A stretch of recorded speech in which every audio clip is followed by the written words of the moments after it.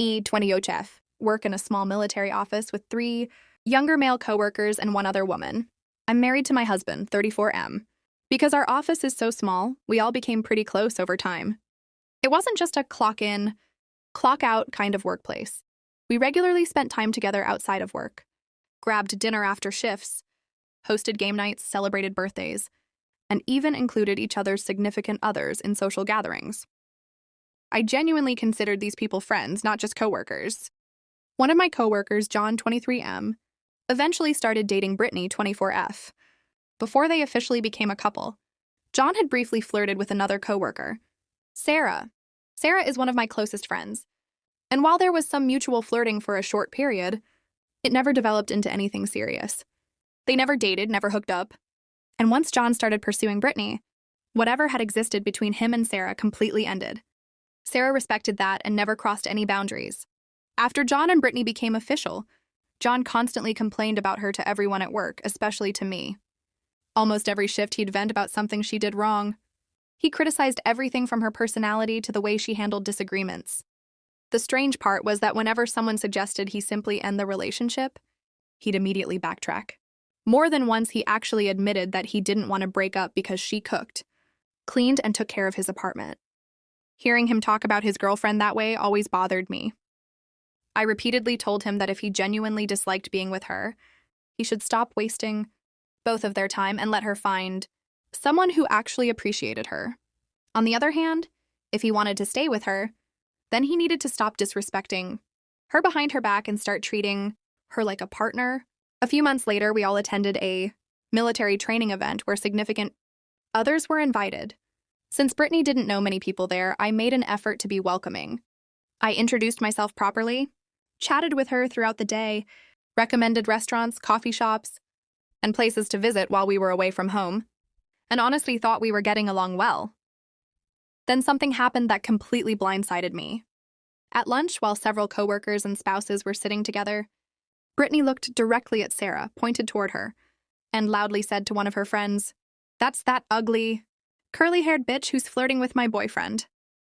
The room got noticeably quiet because several people heard her. Sarah hadn't even spoken to John that day. I was honestly stunned. First, Sarah had done absolutely nothing inappropriate. Second, whatever harmless flirting had happened occurred months before John and Brittany were even together.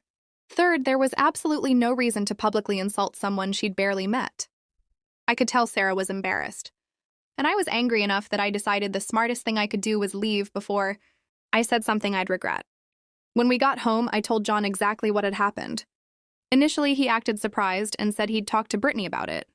However, it quickly became obvious that his biggest concern wasn't Sarah being publicly humiliated. It was the fact that leadership had overheard the comment, and now there could be consequences. A few days later, another coworker invited everyone over for a small get-together. Since we were all going to continue working together, I didn't want unnecessary drama hanging over the office. I also didn't think it was fair to completely judge Brittany based on one terrible interaction, if there had simply been a misunderstanding. At one point, I asked Brittany if she'd walk with me to a nearby convenience store so we could talk privately. There were no raised voices, no audience, and no intention of embarrassing her. My goal was simply to clear the air. Almost immediately, she told me that she had no respect for women who flirt with taken men while they're married. I calmly explained that Sarah wasn't married anymore in any meaningful sense because she was separated from her husband. I also reminded Brittany that any flirting between Sarah and John happened before she and John were dating. Once they became a couple, Sarah respected that and moved on. She wasn't trying to steal him, wasn't flirting with him now, and certainly hadn't done anything during the training event to deserve being publicly insulted. I also told Brittany that I didn't want to define her by one bad moment, because up until then I honestly thought she seemed like a kind person.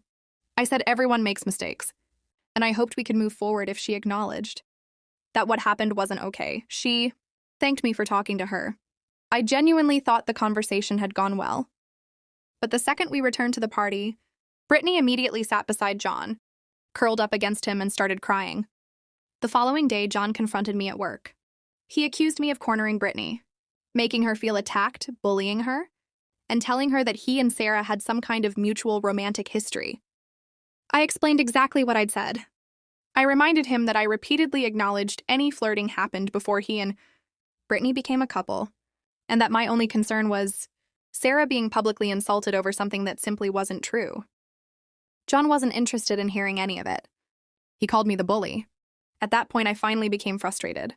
I told him I'd given Brittany the respect and privacy she never gave Sarah. I spoke to her, one-on-one instead of humiliating her in front of a crowd. I never yelled, insulted her, or called her names. I wasn't responsible for how she reacted emotionally after what I believed was a calm and respectful conversation. John then said I shouldn't expect reconciliation between us. I told him honestly that I wasn't looking for reconciliation with someone who refused to take accountability for either his own behavior or his girlfriend's actions. That conversation effectively ended our friendship. Afterward, my husband and I gradually stopped spending time with that friend group altogether because everything had become uncomfortable and emotionally exhausting. We kept things polite and professional at work, but outside the office, we completely distanced ourselves. Months later, I learned something that made the entire situation make more sense. Apparently, Brittany and her best friend had disliked me for months before the confrontation ever happened. They had already been talking negatively about me behind my back and intentionally excluding me from group events long before the incident at the training event. I had absolutely no idea any of that was happening, which explains why her hostility seemed to come out of nowhere. Looking back, I sometimes wonder whether I should have simply stayed out of it. Part of me feels like I was only trying to defend a friend who had been publicly insulted for something she didn't do. I also feel like I handled the conversation respectfully by speaking to Brittany privately instead of calling her out in front of everyone. On the other hand, maybe I should have let John handle his own relationship instead of involving myself, even if he clearly wasn't going to address the issue appropriately. We all still work together, so while I've accepted that the friendships are over, I still have to interact with them professionally.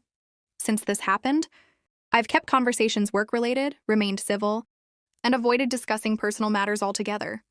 So Ada for confronting Brittany privately after she publicly insulted my friend? Should I have handled the situation differently, or was addressing it respectfully the right thing to do? And for anyone who's dealt with workplace friendships falling apart, what's the best way to maintain professionalism when there's this much unresolved tension